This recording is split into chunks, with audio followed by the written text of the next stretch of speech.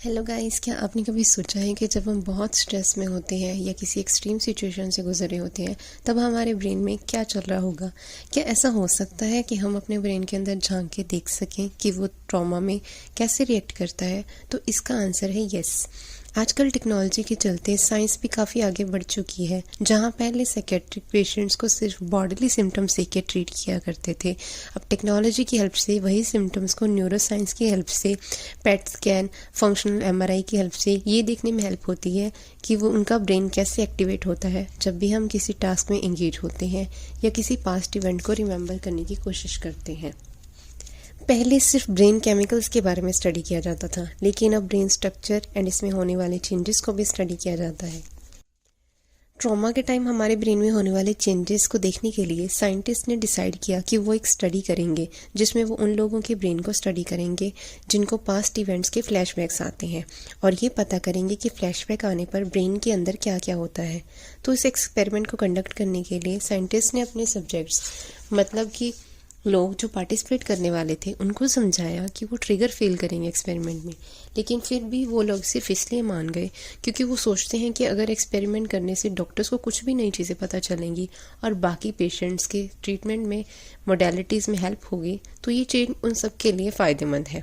तो इस एक्सपेरिमेंट को कंडक्ट करने के लिए वो सब्जेक्ट से ये पूछते हैं कि उनको पास्ट ट्रॉमा इंसिडेंट के टाइम का क्या क्या याद है, और उसकी पूरी स्क्रिप्ट बनाते हैं।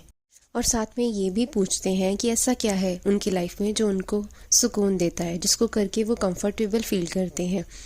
तो किसी ने बताया कि अपनी मॉर्निंग रूटीन उनको काफ़ी कंफर्टेबल लगती है। किसी ने बताया कि बालकनी में बैठकर पहाड़ों में देखना, शांति महसूस करना उनको कंफर्टेबल फील करवाता है। स्क्रिप्ट रेडी होने पर उन्होंने ये स्क्रिप्ट उन लोगों को पढ़ाई, और जब उन्हें ठीक लगा कि एक्सपेरिमेंट शुरू किया जा सकता है तो उन्होंने सेकेंड स्क्रिप्ट बनाई जहां लोगों को कंफर्टेबल किया जा सके अगर वो ट्रिगर हो जाते हैं तो। इसके बाद फिर जब एक्सपेरिमेंट शुरू हुआ तो सब्जेक्ट को एक स्कैनर के नीचे लिटा दिया गया आइज क्लोज करके, और एक्सपेरिमेंटर ने स्क्रिप्ट पढ़नी शुरू कर दी। इस एक्सपेरिमेंट के टाइम वो रेडियोएक्टिव ऑक्सीजन का यूज़ करते हैं क्योंकि किसी भी रेडियोएक्टिव चीज़ को स्कैनर में इजीली स्क्रीन पर देखा जा सकता है। इसीलिए सब्जेक्ट को रेडियोएक्टिव ऑक्सीजन दी गई जिससे वो इनहेल करे एक्सपेरिमेंट के टाइम। एंड जैसे ही ब्रेन का कोई भी हिस्सा लेस या मोर एक्टिव होगा तो उसका रेट ऑफ ऑक्सीजन कंजम्पशन में भी चेंज आएगा, और वो चेंज रेडियोएक्टिव ऑक्सीजन की हेल्प से स्क्रीन पर आइडेंटिफाई किया जा सकेगा। अदर देन दैट, एक्सपेरिमेंटर ने सब्जेक्ट को एक मॉनिटर से अटैच किया था जिसमें उनका BP, pulse rate, heart rate वगैरह आ रहा था। फिर वो एक्सपेरिमेंट शुरू करते हैं एक 40-year-old स्कूल टीचर मार्शा के ऊपर। वो इस एक्सपेरिमेंट की फर्स्ट सब्जेक्ट थी। उसको स्कैनर्स के नीचे लेटाकर उसकी स्क्रिप्ट पढ़ेगी और उसको बोला गया कि याद करो कि ये 27 साल पहले की बात है और तुम अपनी 5 साल की बेटी मेलिसा को डे कैंप से लेकर आ रही हो। जैसे ही तुम गाड़ी में बैठती हो, निकलती हो, वैसे ही तुम्हें बीपिंग सुनाई दे रही है, और उस बीपिंग को देखते हुए तुम्हें पता चलता है कि मेलिसा की सीट बेल्ट नहीं लगी हुई, और तुम उसकी सीट बेल्ट को जैसे ही लगाने के लिए उसकी तरफ बढ़ती हो तो एक रेड लाइट जंप कर देती हो। जैसे ही तुम्हारी गाड़ी रेड लाइट जंप करती है वैसे ही तुम्हारी गाड़ी की टक्कर सामने से आ रही एक कार से होती है और तुम्हारी डॉटर की इंस्टेंटली डेथ हो जाती है। और जैसे ही एम्बुलेंस आती है और तुम्हें ले जाती है तो इतना वक्त हो जाता है कि तुम्हारे पेट में पल रहा 7 महीने का बच्चा वो भी मारा जाता है। फिर एक्सपेरिमेंटर उसे फील करवाते हैं कि कैसे वो एक दिन में एक चीयरफुल वुमेन से डिप्रेस्ड वुमेन बन जाती है। वो क्लासरूम टीचिंग छोड़कर स्कूल एडमिनिस्ट्रेशन में काम करने लगती है क्योंकि अब वो डायरेक्टली बच्चों से इंटरेक्ट नहीं कर पाती और बच्चों को देखते ही ट्रिगर फील करती है। वो बस दिन रात काम करके खुद को बिजी रखती है, और एक्सपेरिमेंटर देखता है कि मार्शा जैसे ही एक्सपेरिमेंट में जाती है उसका हार्ट रेट बढ़ने लग जाता है, बीपी एकदम शूट कर जाता है, और वो सेम चीज़ें जो उसने 13 साल पहले एक्सपीरियंस करी थी वो फिर दोबारा मार्शा में एज अ सिम्टम दिखाई दे रही थी। उसके बाद उसे याद दिलाया जाता है कि अब वो सेफ है, एक स्कैनर के नीचे लेटी है, और अब उसका बीपी धीरे धीरे नॉर्मल आने लगता है। उसके बाद सेकंड स्क्रिप्ट सुनाई जाती है जिसमें मार्शा की हार्ट रेट और बीपी में बिल्कुल चेंज नहीं आता, और एक बेसलाइन मेजरमेंट ली जाती है। जैसे ही मार्शा स्कैनर से उठकर बाहर आती है वो फ्रोजन दिखाई देती है, एकदम खोई खोई सी लगती है। उसकी आंखें पूरी खुली हुई और शोल्डर बिल्कुल स्लम्प्ड दिखाई देते हैं, जैसे एक डिफीटेड इंसान के हों। This showed her vulnerability and helplessness. जब रिजल्ट आती हैं तो पता चलता है कि उस एक्सपेरिमेंट के टाइम लिम्बिक सिस्टम यानी कि हमारा इमोशनल ब्रेन एक्टिवेट होता है, जिसमें हमारा एमिगडाला भी होता है, जिसकी बात हमने पिछली वीडियो में करी थी, और हमारा विजुअल कॉर्टेक्स में एक्टिविटी ज़्यादा बढ़ जाती है, और हमारा ब्रोकास एरिया जो होता है, जो हमारी स्पीच को इन्फ्लुएंस करता है, उसमें डिक्रीज एक्टिविटी दिखाई देती है।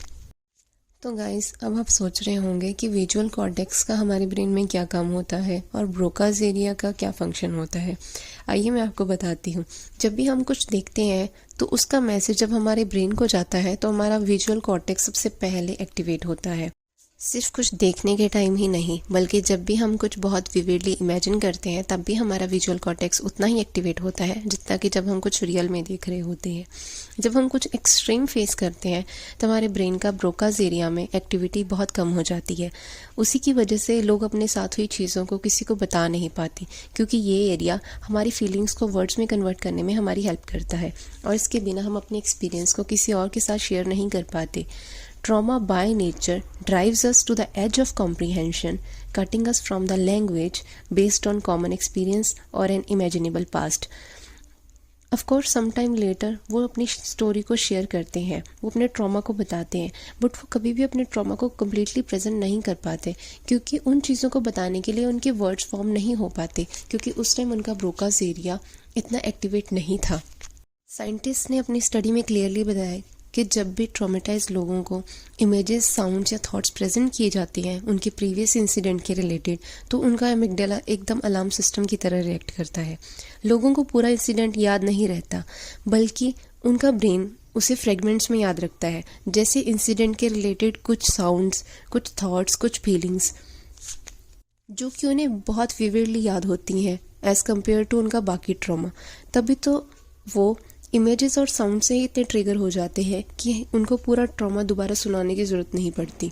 इसीलिए जब भी हम कुछ नया सीखने या याद करने की कोशिश करते हैं तो उससे अगर हम किसी लाइफ इंसिडेंट से या किसी इमेज या साउंड से मीनिंगफुल मतलब देकर याद करें तो हमारा ब्रेन ज़्यादा याद रखने की कोशिश करता है, क्योंकि ज़रूरी नहीं है कि एमिगडाला बुरी ही चीज़ें याद रखता है, वो अच्छी चीज़ें भी याद रखता है।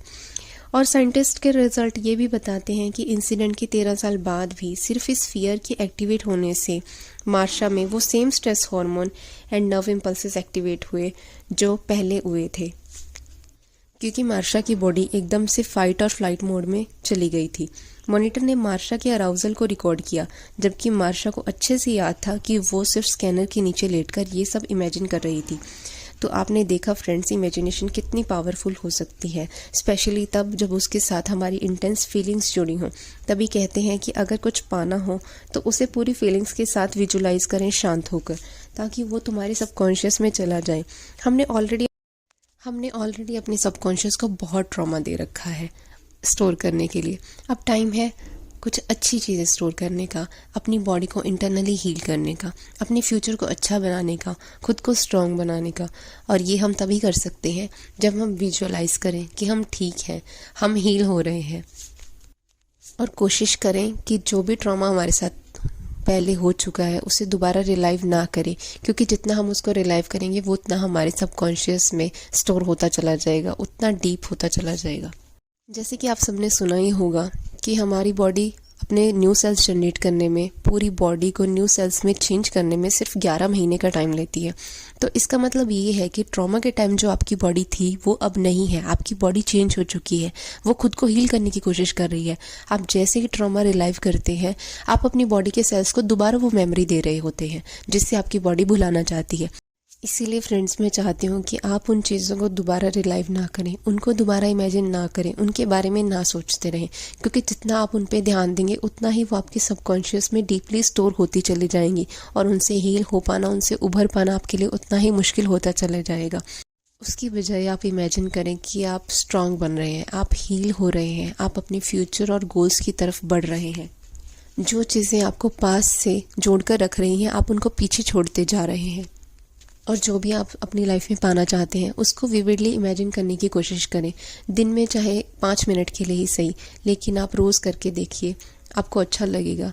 और कहीं ना कहीं अगर आप रोज़ करेंगे तो आपके सबकॉन्शियस में जाने लगेंगी वो चीज़ें जो भी आप पाना चाहते हैं।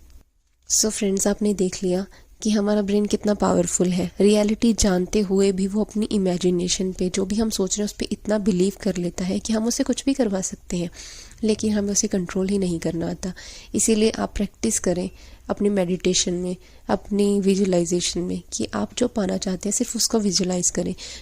जो चीज़ें आपके ऊपर नेगेटिव इम्पैक्ट डालती हैं, कोशिश करें उनके ऊपर अपनी एनर्जी ना वेस्ट करें और हर चीज़ का पॉजिटिव पहलू लेकर चलें। अगर आप सच में खुद को हील करना चाहते हैं तो अपने माइंड को पॉजिटिव रखना सीखें। तो गाइस, आपने देख लिया कि आप अपनी इमेजिनेशन से किस हद तक अपने ब्रेन को और अपनी बॉडी के फिजियोलॉजिकल चेंजेस तक को इन्फ्लुएंस कर सकते हैं। तो अब आपके हाथ में है कि आप अपनी बॉडी को कैसे हील करते हैं। चलिए गाइस, इसी के साथ मैं वीडियो एंड करती हूँ और आशा करती हूँ कि इस वीडियो से आपको कुछ सीखने को मिलेगा। Bye guys.